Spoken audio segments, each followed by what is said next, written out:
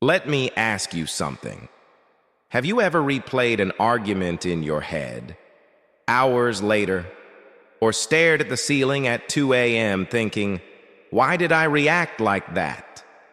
Maybe your heart was pounding, your voice was shaking, and afterward you whispered to yourself, I wish I'd stayed calm. If that sounds like you, welcome. You're human. But here's the twist. There's a certain kind of person who walks into conflict and changes the entire temperature of the room, not by yelling, not by dominating, but simply by being calm, truly calm. A calm so steady it unsettles the loudest people. This rare strength shaped one of history's greatest leaders, Marcus Aurelius, the emperor who ruled an empire, while also learning to rule himself. Rome burned around him. Wars, plagues, betrayal. Yet Marcus discovered something life-changing. The real battlefield wasn't Rome. It was the mind. And today, you're about to learn exactly how he stayed calm in chaos. So you can stay calm in arguments, disagreements, and every confrontation in your life. Because once you control your mind, you control the outcome. Here's something nobody tells you. Most people don't ruin relationships because of anger. They ruin them because of untrained reactions. And this is where Stoicism becomes a superpower. What happens inside us in a confrontation?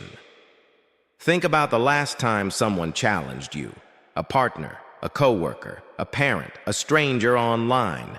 Your shoulders tensed, your breathing shortened, your heart pounded, your thoughts sharpened into weapons. And suddenly, there was pressure. React now. Defend yourself, strike back. That feeling is the trap. That urgency is how we lose control. We're not responding. We're being dragged. Punchline. Your body reacts before your mind understands. That's why the battle is lost before a word is spoken. The real root. Untamed perception.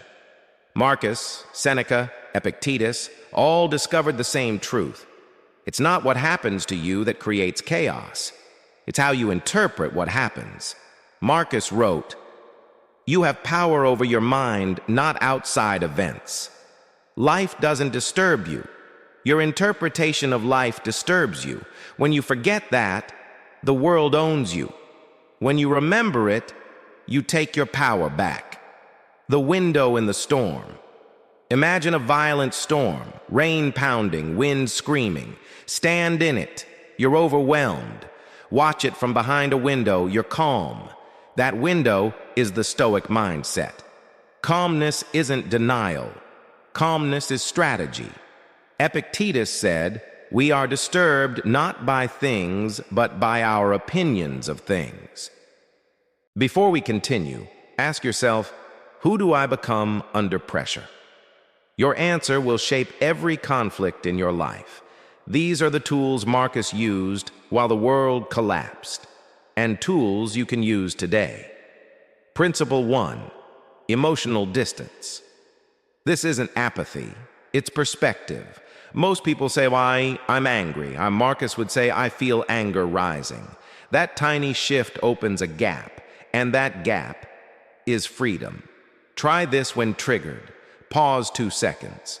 Name the emotion. I notice irritation. I feel tension. I feel the urge to react. In that moment, you step out of the emotion and into awareness. Punchline. If you can observe it, you can control it.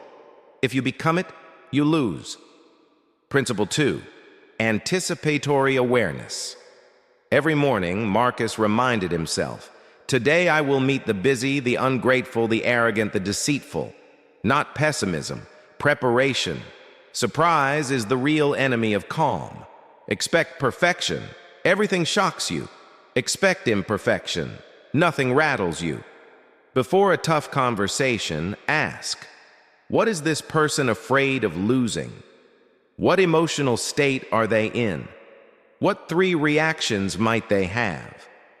You're not manipulating. You're navigating human nature. Seneca wrote, "The man who anticipates misfortune removes its power." Preparedness isn't pessimism, it's resilience. Principle 3, strategic breathing. Your breath is your mind's steering wheel. Shallow breath, chaos. Deep breath, clarity. Use this Stoic reset. Inhale 4 seconds, hold 2, exhale 6. Repeat 3 times, signal to your body. I am safe. Punchline. You can't think clearly in a body that believes it's in danger. Principle 4, purposeful action. In conflict, people forget the goal. They want to win, but winning means nothing if you lose yourself. Before entering conflict, define your purpose. I want to resolve this without hurting anyone. I want to protect my boundaries respectfully. I want honesty without chaos. Your purpose becomes your compass.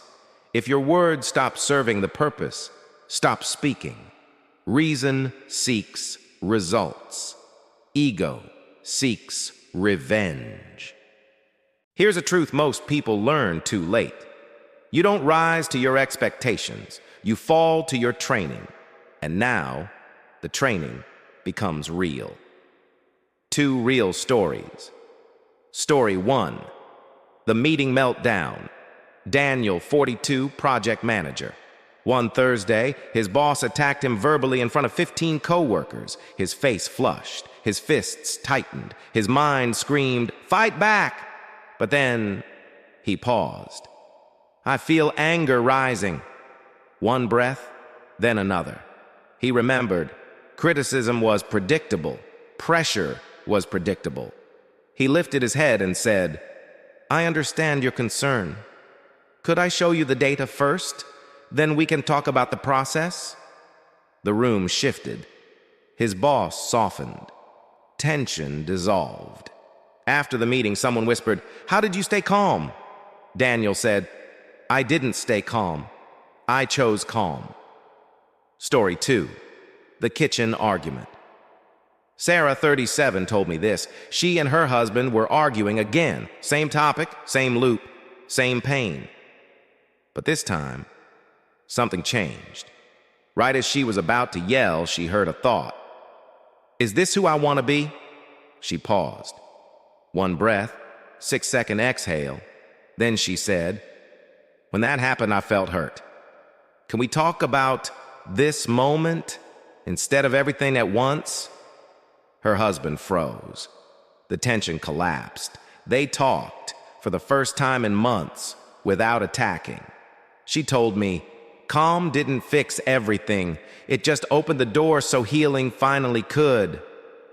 Calmness is not passive. Calmness is power under control.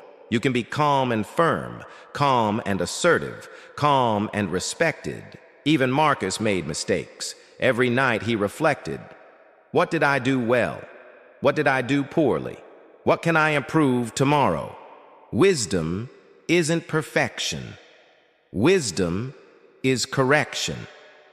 3 Stoic images.